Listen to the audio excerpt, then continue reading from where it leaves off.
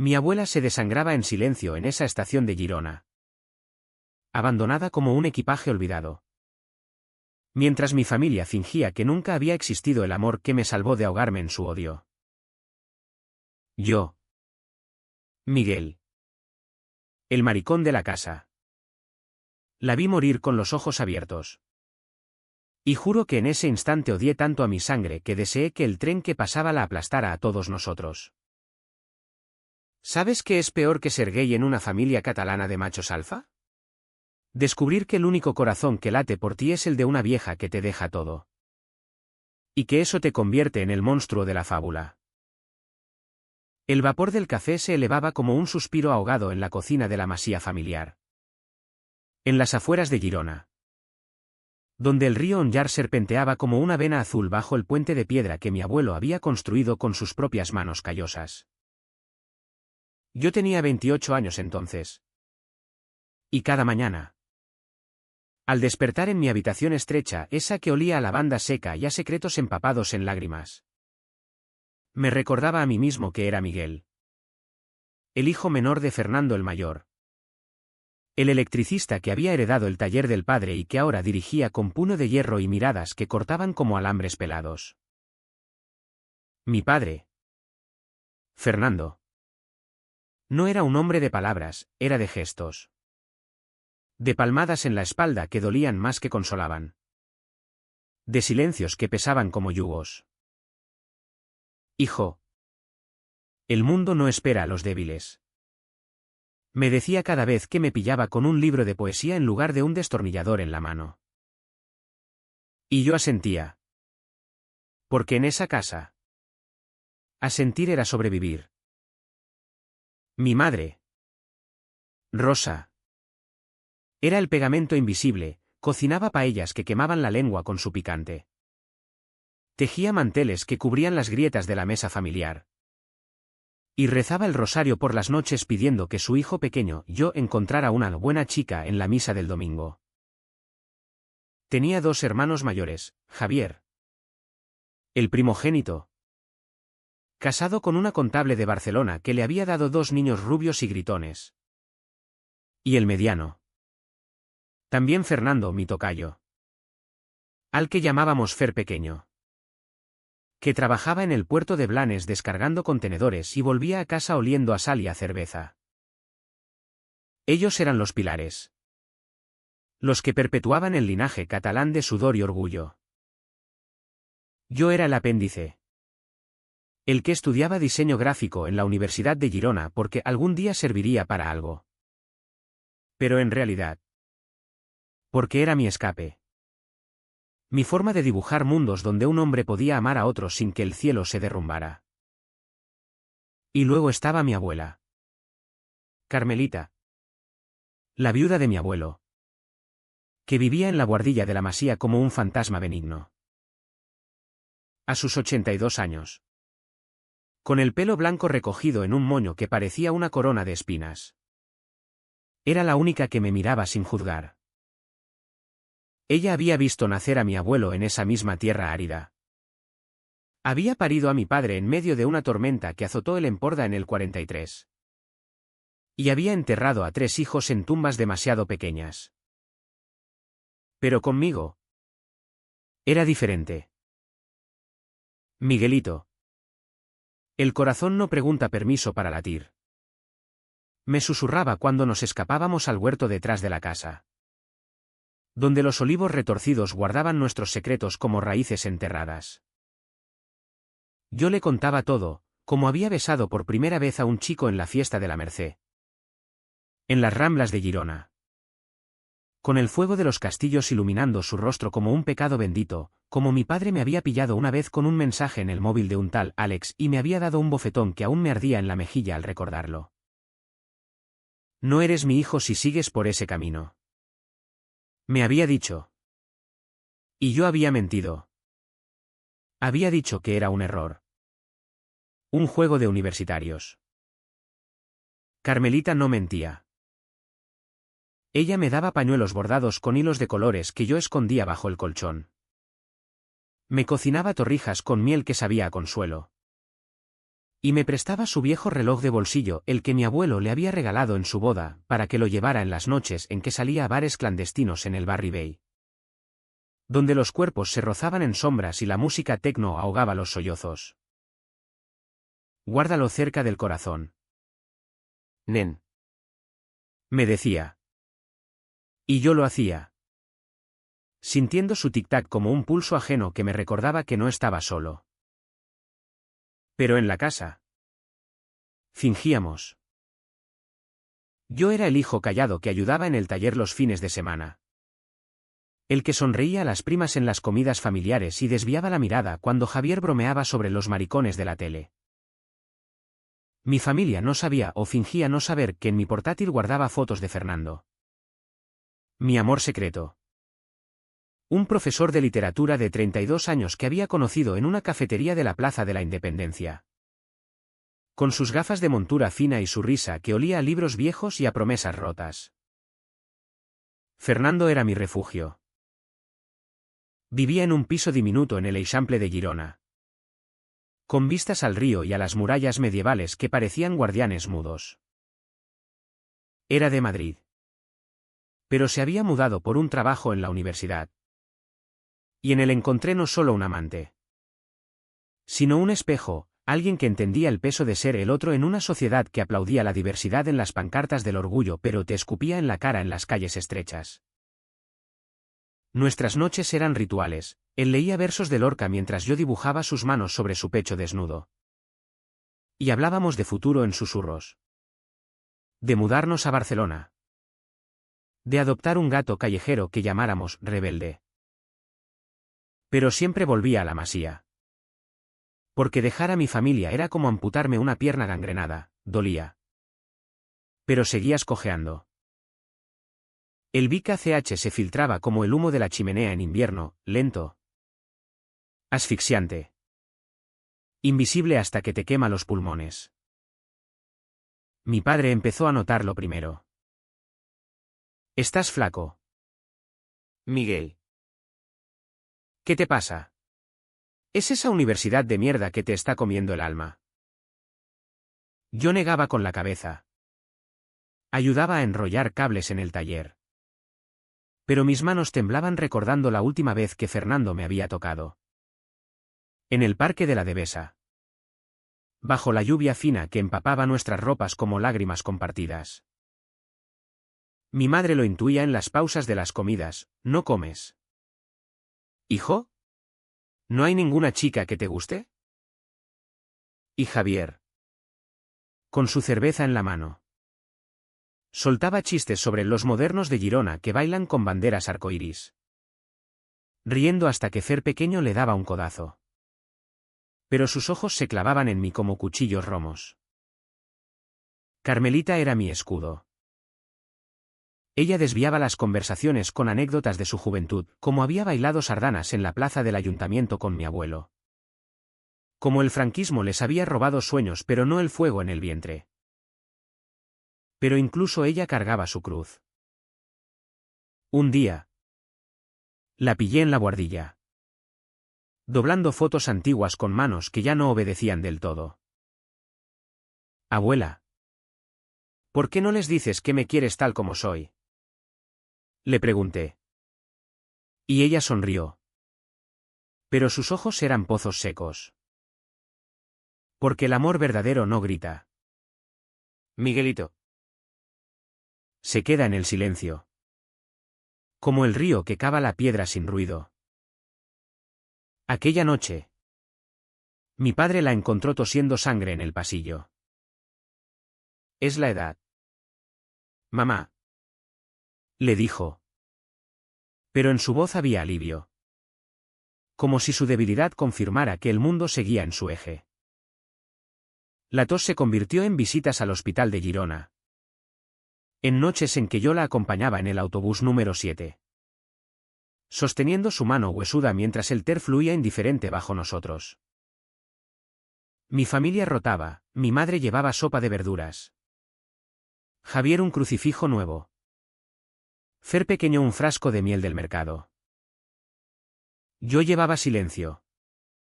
Y Fernando. que me esperaba en la parada con un café caliente. Me abrazaba en el coche sin preguntas. Pero el cáncer era voraz. Un lobo que devoraba desde dentro. No se lo digas a tu padre todavía. Me suplicó Carmelita una tarde en la habitación del hospital. Con la ventana abierta al rumor de la catedral. Quiere que sea fuerte hasta el final. Y yo obedecí. Porque obedecer era mi cadena. Las semanas se estiraron como goma elástica a punto de romperse. En casa. Las cenas eran minas, mi padre hablaba de deudas en el taller. De cómo la crisis había mermado los clientes. Y yo asentía. Pero mi mente volaba a la buhardilla. Donde Carmelita guardaba su testamento en una caja de madera tallada. Un secreto que me había confiado en un susurro febril, todo para ti. Nen. La masía. El huerto. El reloj. Porque tú eres mi sangre verdadera. Yo había reído. Nervioso. Pensando que era delirio de enferma. Pero ella lo decía en serio. Con esa mirada que perforaba el alma. El de Nenen crecía como la niebla del río en otoño, espeso. Frío. Envolvente. Mi padre empezó a beber más. Culminé en discusiones con mi madre sobre el porvenir de la familia. Miguel no vale para el taller. Rosa. Es un soñador. Como su abuela. Y ella lloraba en la cocina. Lavando platos que ya estaban limpios. Javier presionaba, hermano. Búscate un curro de verdad. No puedes vivir de dibujitos. Fer pequeño era el peor, callado. Pero sus silencios eran acusaciones. Recordatorios de que yo era el eslabón débil. Solo Carmelita me salvaba. Con sus cartas escondidas en mi mochila, notas garabateadas con letra temblorosa, recuerda. El amor no se negocia. Una noche. Después de una visita al hospital. Fernando me llevó a su piso. Hacíamos el amor con urgencia. Como si el mundo acabara al amanecer. Pero después. Enredados en las sábanas. Él me preguntó, ¿cuándo les dirás la verdad? Miguel. No puedes seguir fingiendo. Yo me giré. Mirando las vigas del techo agrietadas como venas. No ahora. Mi abuela. Ella es lo único. Él suspiró. Trazando círculos en mi espalda con los dedos. El silencio te está matando. Amor. Y tenía razón. Pero el miedo era un animal domesticado que me lamía la cara por las noches. Susurrando que si hablaba. Perdería todo. El cáncer avanzaba. Y con él. Las grietas en la familia. Mi padre decidió que Carmelita necesitaba cuidado profesional.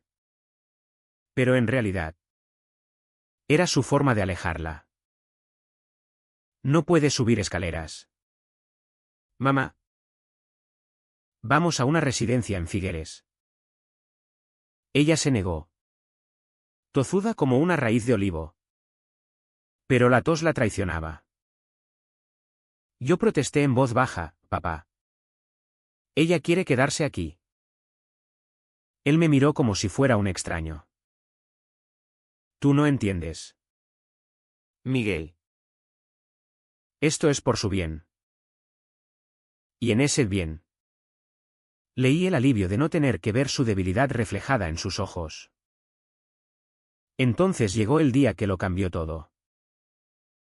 Era un martes de octubre. Con el viento del mistral azotando las hojas amarillas del plátano en la plaza de la estación. Mi abuela había empeorado, el hospital la mandó a casa con morfina y un pronóstico de semanas. Pero mi padre. En un arrebato de practicidad. La llevó a la estación. Solo para un chequeo en Barcelona. Mamá. Volveremos pronto. Le mintió. Mientras la subía al tren con una maleta raída y un billete de ida. Mi madre sollozó en el coche. Javier condujo en silencio. Fer pequeño miró por la ventana. Yo no estaba allí, estaba en una clase de ilustración digital. Dibujando sombras que se parecían a cadenas. Cuando volví a la masía. La casa estaba vacía de su presencia, no había olor a torrijas. Ni el tic-tac del reloj en la buhardilla. Mi padre me lo contó como si fuera un trámite, la hemos dejado en el hospital de la Sagrada Familia. Es lo mejor. Pero sus ojos esquivaban los míos. Y yo supe que mentía. Llamé al hospital, nada. Al tren, un billete usado. Pero ninguna anciana sola reportada. Entonces, el pánico me golpeó como un mazazo. Corrí a la estación de Girona. El corazón latiéndome en la garganta. Y allí. En un banco oxidado bajo el reloj de la fachada. La encontré. Carmelita estaba sentada. Inmóvil. Con la maleta a los pies y los ojos vidriosos fijos en las vías. El tren de las 2:17 acababa de partir. Y ella no había subido. Mi familia la había abandonado allí. Como un paquete no reclamado. Esperando que el destino, o la muerte, se encargara del resto. Miguelito. Murmuró cuando me vio. Su voz un hilo roto. La abracé. Sintiendo sus huesos frágiles como porcelana. Y en ese abrazo. El mundo se partió en dos. Llamé a una ambulancia. Pero ella ya no respondía. Murió en mis brazos. Con la cabeza en mi hombro. Y su último aliento fue un susurro, el reloj. Es tuyo. Todo es tuyo. El funeral fue un circo de hipocresía en la catedral de Girona. Con el órgano retumbando salmos que sonaban a mentiras. Mi familia se vestía de negro. Mi padre con la mandíbula apretada. Mi madre con un velo que no ocultaba sus ojos hinchados. Javier hablaba de lo inevitable. Fer pequeño bebía coñac en vasos de cristal tallado. Yo estaba al fondo. Con Fernando a mi lado disfrazado de primo lejano. Su mano rozando la mía en la penumbra del confesionario. Nadie mencionó la estación, era como si Carmelita hubiera evaporado en paz. No desangrada en un banco público. Pero el testamento lo detonó todo. Una semana después. En el despacho del notario en el carrer dels Ciutadans. Con el aroma a pergamino viejo y a tinta fresca. El hombre de gafas gruesas leyó las palabras que mi abuela había garabateado en su lecho de muerte: dejo toda mi herencia, la masía. Los olivos. Las tierras del huerto. El reloj de mi esposo, a mi nieto Miguel. Porque él es el único que ha honrado el amor sin condiciones. El silencio cayó como una losa. Mi padre se puso pálido. Mi madre soltó un gemido ahogado. Javier maldijo en voz baja. ¿Qué coño es esto?, rugió mi padre, levantándose como un toro herido. Esa vieja loca. Todo esto es nuestro por derecho. Yo no dije nada al principio. Solo miré el reloj en mi bolsillo. Su tic-tac amplificado en mis oídos como un tambor de guerra. Fernando. Desde la puerta. Me apretó el hombro, dilo. Miguel. ¿Por ella? Y lo hice. Con voz que temblaba pero no se quebraba. Les conté todo, la estación. El abandono. El secreto de mi abuela. Me queríais borrar a mí. Pero ella me salvó. ¿Y ahora? Me lo ha dado todo porque sabía que vosotros no daríais nada. Mi padre avanzó hacia mí. El puño alzado. Pero el notario intervino, señor. Esto es legal. Doña Carmelita estaba en pleno uso de sus facultades. El caos estalló. Mi madre lloró. Acusándome de egoísta, Javier gritó sobre traición familiar, Fer pequeño se marchó dando un portazo. Mi padre me miró como si me viera por primera vez, eres un maricón. ¿Verdad? Por eso ella. Sí. Corté. El corazón latiéndome en los dientes. Y ella me amó por eso. ¿Vosotros? No. Fernando me sacó de allí. Su brazo alrededor de mi cintura como un ancla en la tormenta. ¿Y en el coche? Sollocé por primera vez en años. No de dolor, sino de liberación rota. Los días siguientes fueron un vendaval de llamadas y cartas. Mi padre intentó impugnar el testamento, es inválido. Estaba senil. Pero los médicos certificaron lo contrario. Mi madre vino sola una noche.